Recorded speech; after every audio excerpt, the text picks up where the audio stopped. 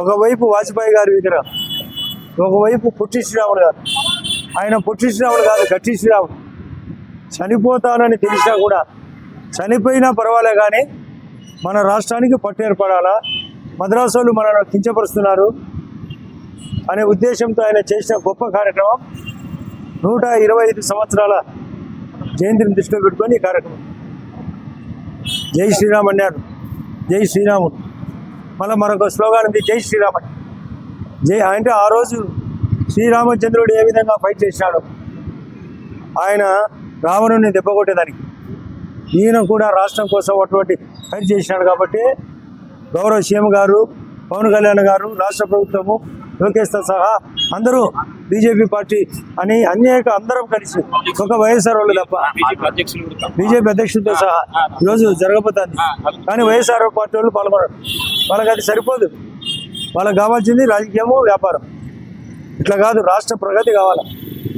ఆయన పేరుతోనే నెల్లూరు జిల్లాకు పేరు కూడా మీకు ఐడియా ఉందా?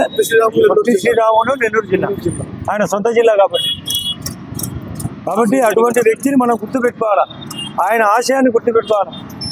అది తిరిగి ఆంధ్రప్రదేశ్ ఏర్పడడం మళ్ళీ మనకే వచ్చింది. కాబట్టి మనం ఖచ్చితంగా వాసవి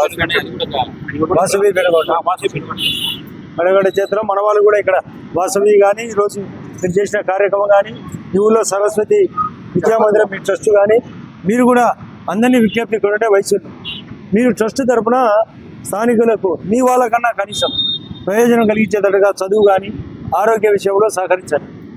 చెట్లు నాటండి. నేను చేయనని కాదు, మా ఉద్దేశం దానికి సహకరించండి. చెట్లు నాటండి. ఎందుకు నడుపుతానని చెప్పినారు. అవసరమైతే గవర్నమెంట్ హాస్పిటల్ కూడా ఏదో ఒకటి పోయి అటెండ్ కానీ. మీరు డబ్బు ఒకటే కాదు, మనిషికి ఒకరికొకరు మానవత్వం కూడా ఆయన యొక్క ఆశయం నెరవేరాలంటే అటువంటి వ్యక్తిత్వాన్ని మనం కాపాడాలి, మంచి జరగాల. కాబట్టి ఇటువంటి వ్యక్తిత్వం ఉండేవాళ్ళు ఈ దేశానికి అవసరం, ఈ రాష్ట్రానికి అవసరం.